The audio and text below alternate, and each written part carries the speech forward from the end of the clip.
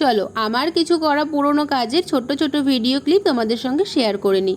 কারণ এই কেকগুলোর কোনো বড় ভিডিও আমি করতে পারিনি। আমার করা সব কেকই আমার খুবই পছন্দের হয়। আর যতক্ষণ না আমার নিজের পছন্দ হয় আমি ততক্ষণ চেষ্টা করি সেটাকে সুন্দর করার, যাতে কাস্টমারেরও পছন্দ হয়। আমার নিজের পছন্দ যদি না হয় তাহলে কাস্টমারের কী করে পছন্দ করাবো, সেই ভেবেই আমি কাজ করতে থাকি। যাই হোক, ডিজাইন নিয়ে কেউ কখনো আমাকে কোনো কমপ্লেন করেনি, তার জন্য আমার সমস্ত দিদি, দাদা, ভাই, বোন যারা যারা আমার থেকে কেক নেয় বা নিয়েছো তাদেরকে অসংখ্য ধন্যবাদ এইভাবে সাপোর্ট করার জন্য। তোমরা না থাকলে আমি সত্যি এত দূর আসতে পারতাম না। আমার এই বিজনেসের এখনও 1 বছরও পূর্ণ হয়নি, কিন্তু তোমাদের ভালোবাসায়, তোমাদের আশীর্বাদে আমি বেশ কিছু কেক বানিয়ে ফেলেছি। আর তোমাদের সঙ্গে তো আমি প্রায় শেয়ার করি আমার সমস্ত ডিজাইনগুলো। মাঝে মাঝে একটু লেট হয়ে যায়, কিছুদিন বন্ধ থাকে, সেটা আমার বিভিন্ন কাজের চাপে, নিজের পড়াশোনার চাপে। তো যাই হোক, সবটাই তোমাদের জন্য।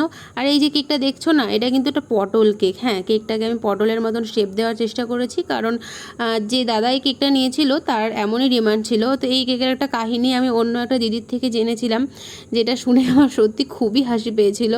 আর এটার কাহিনিটা আমি যেহেতু জানতাম না, আর এটা ছিল একটা আর্জেন্ট কেক, তো গল্পগুলো তোমাদের সাথে পরে শেয়ার